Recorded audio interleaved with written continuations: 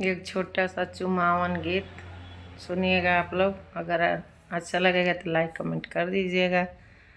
अरे सोना के अंगूठिया या माया जुरिया भरी हो, अरबा चाउर से चुमावन करी हो, अरबा चाउर से चुमावन चुमिया चमिया या माया आशीर्वाद दिह हो, बर कन्या बादर हसे हो, बर कन्या बादर हसे हो।